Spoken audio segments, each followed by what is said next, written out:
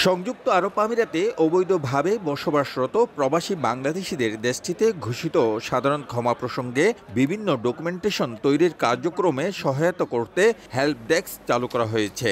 সাধারণ ক্ষমায় অবৈধ বাংলাদেশি অভিবাসীদের জন্য ভিসা জটিলতা এড়াতে বাংলাদেশ মিশন বেশ কয়েক দফা দেশটির ইমিগ্রেশন কর্মকর্তাদের সঙ্গে আলোচনাও করেছেন। এর ভিত্তিতে সাধারণ ক্ষমায় যেন সব ক্যাটাগরির অবৈধ অভিবাসীরা সুযোগ গ্রহণ করতে পারেন সে ব্যবস্থাও গ্রহণ করেছেন দেশটির federal authority and identity citizenship বিভাগ। যারা অনিয়মিত আছেন ওখানে যাওয়ার পরে ইনস্ট্যান্টলি তারা তাদের ফাইল প্রসেস হচ্ছে এবং তারা নিয়মিত হয়ে যাচ্ছে। নিয়মিত হয়ে যাওয়ার পরে তারা এখানে বৈধভাবে বসবাস করবে। দেশটিতে অবস্থিত বিভিন্ন প্রদেশের ইমিগ্রেশন বিভাগ সহ আমের সেন্টার, টারশিরি সেন্টারগুলোতে জরিমানা মওকুফ, ব্ল্যাকলিস্ট প্রত্যাহার ও ভিসা বৈধকরণের কার্যক্রম চলছে।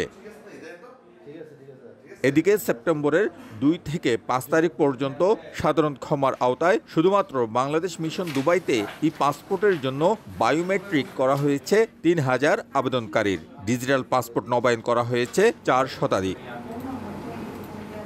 বৃহস্পতিবার দুবাই ইমিগ্রেশনের মহাপরিচালক লেফটেন্যান্ট জেনারেল মোহাম্মদ আহমদ আল মারি বাংলাদেশ কনসুলেট কর্মকর্তাদের সঙ্গে নিয়ে ইমিগ্রেশনে স্থাপিত বিভিন্ন কোম্পানির ক্যাম্প পরিদর্শন করেন।